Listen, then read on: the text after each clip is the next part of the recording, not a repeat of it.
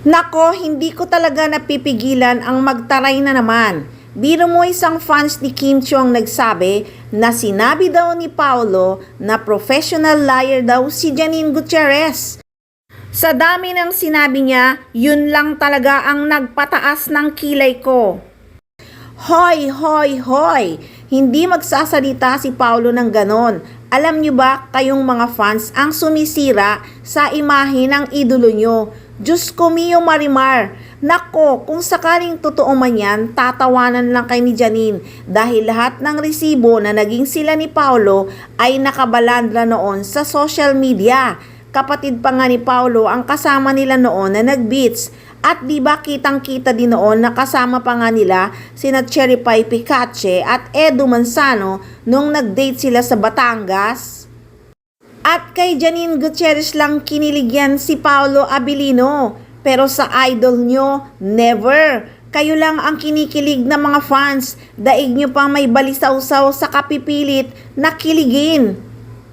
Si Oscar Ricabar na ngang nagsabi na paano kung sabihin niya ang totoo. Buti nga daw hindi siya nagsasalita. Nako, alam na yan ng mga fans ni Janine kung anong gustong sabihin ni Oscar Ricabar. Meron pa nga siyang sinabi na pagtatawanan lang kayo sa huli.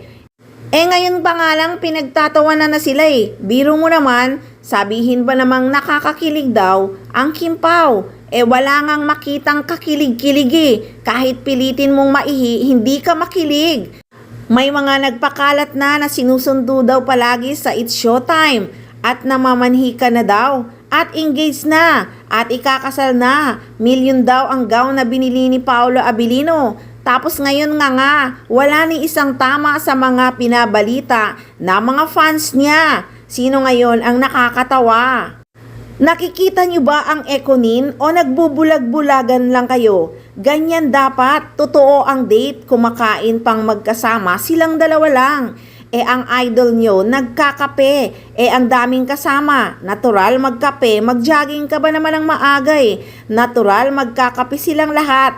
Tapos ang kukunan nyo ng picture, silang dalawa lang na nakatunganga sa langit. Buwahaha! At sinabi nyo pa, may degree daw pero artista ang bagsak.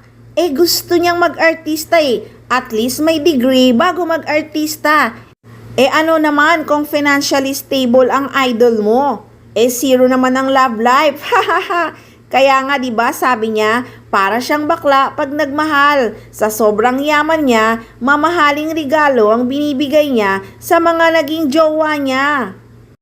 Sorry ha, kung nakasakit man ako ng damdamin, kasi kung ayaw nyong mabas, wag nyong ibas si Janine. Di naman namin ginagawa yon. Lumalaban lang kami pag may narinig kaming di tama sa mga sinasabi nyo. May nagsabi pa sa akin na, feather, same color, flock together. Nako, ito lang masasabi ko, you're nothing but a second grade, trying hard, copycat.